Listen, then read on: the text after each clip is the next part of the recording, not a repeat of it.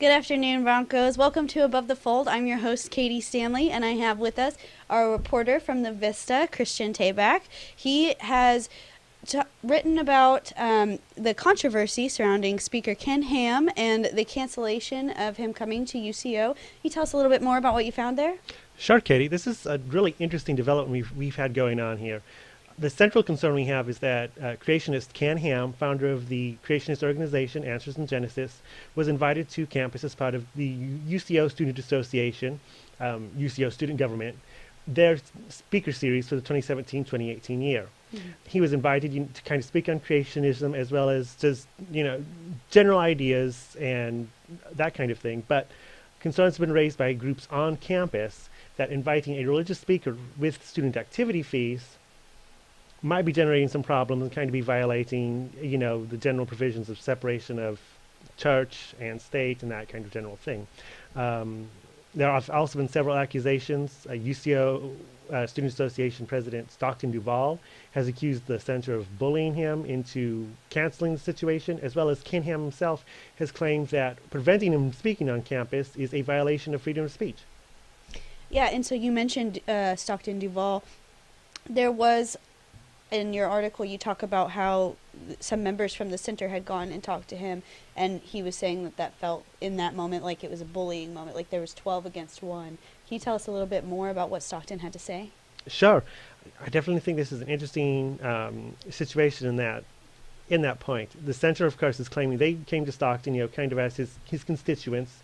It was just largely students who came to him and expressed concern over the fact that Ken Ham, who does have some kind of outspoken, controversial views on the LGBT community, and of course the center is primarily serving LGBTQ plus students on campus, that inviting him to speak on campus would be a violation of, their trust, as well as concerns of their safety. But also that, of course, like I said, the religious concerns with student activity fees. They were, like I said, they just said they were expressing concerns. Stockton, however, felt very intimidated, he said, and that it was pretty much an attempt just to outright bully him into canceling a speaker coming to campus, which, of course, has been brought to student conduct's attention. It's currently under investigation whether or not there's anything there, but that's still too far to even comment on, according to the Office of Student Conduct, as well as Duvall himself.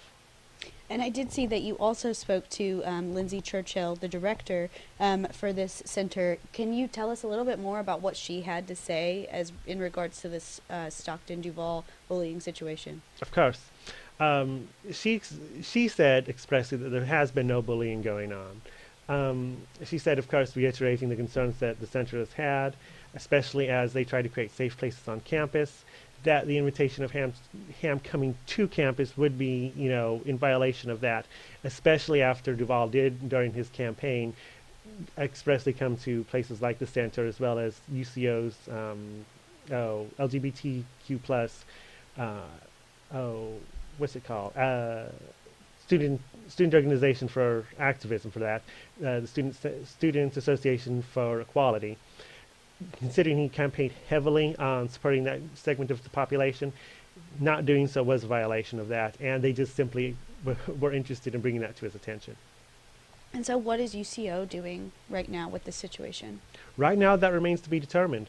Of course, Ken Ham is calling foul. He is saying that it is violation. There has been no official contract signed. Ken Ham has claimed, that there was, in fact, this contract signed between him and the university.